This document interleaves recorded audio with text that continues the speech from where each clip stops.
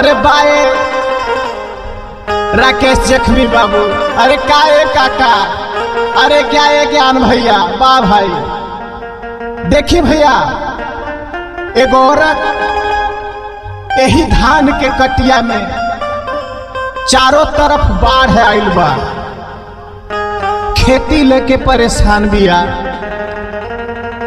अपना पति से कह दिया हर की मजा नहीं मिलत बाटे, हर तीसी के चटनिया में कि मजा नहीं मिलत बाटे, हर तीसी के चटनिया में हर घर माया जाए बालम धान के कटनिया में।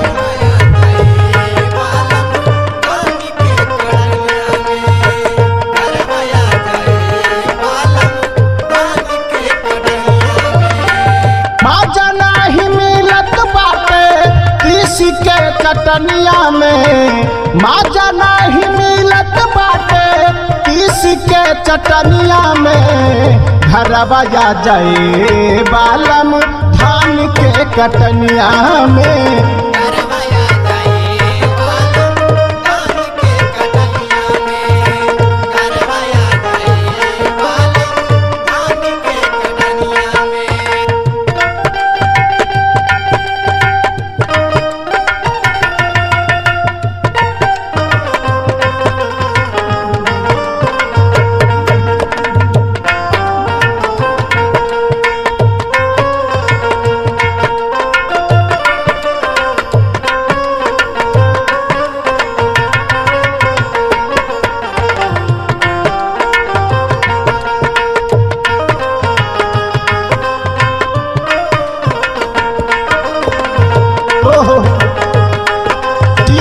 भैया जय हो जय हो।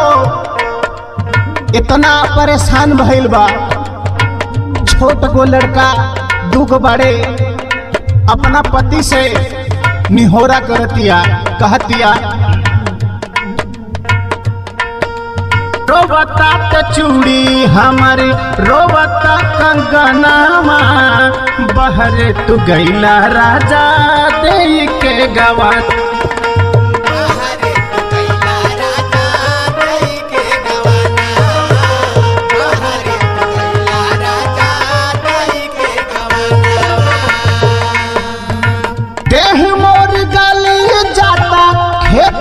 खटनिया में घर आ जाए बालम धान के कटनिया में। घरे आ जाए बालम धान के कटनिया में, घरे आ जाए बालम धान के कटनिया में।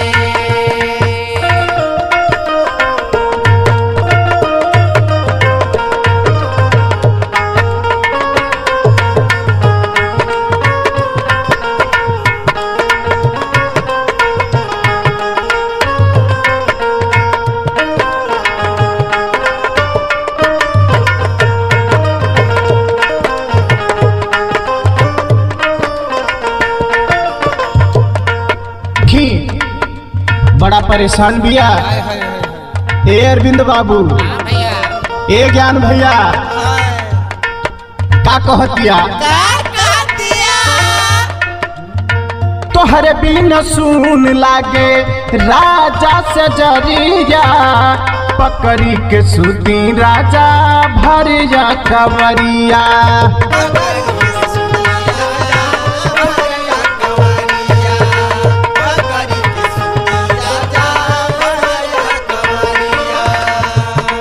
बड़ा वियोग बा, बड़ा दुख में दिया, कहतिया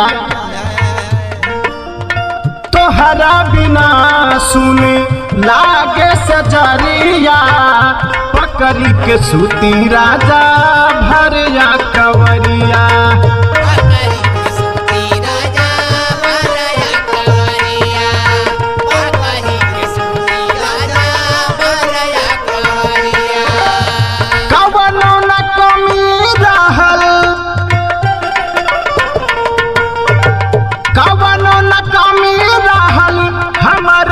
जतनिया में कवनो न कमी रहल हमारे जतनिया में घरवा आ जाए बालम धान के कटनिया में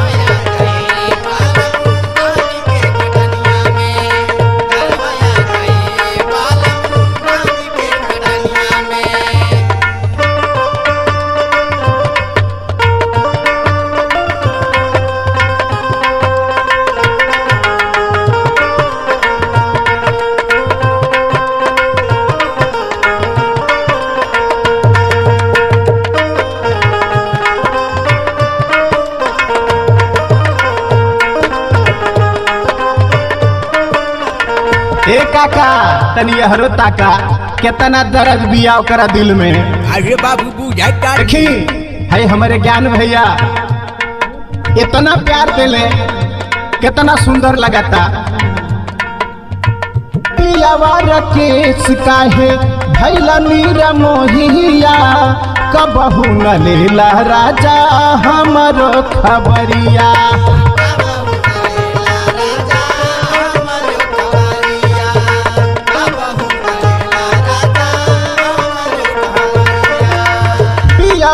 निरहू काहे भैला नीरा मोहिया कबहू न लेला अरविंद हमरो खबरिया।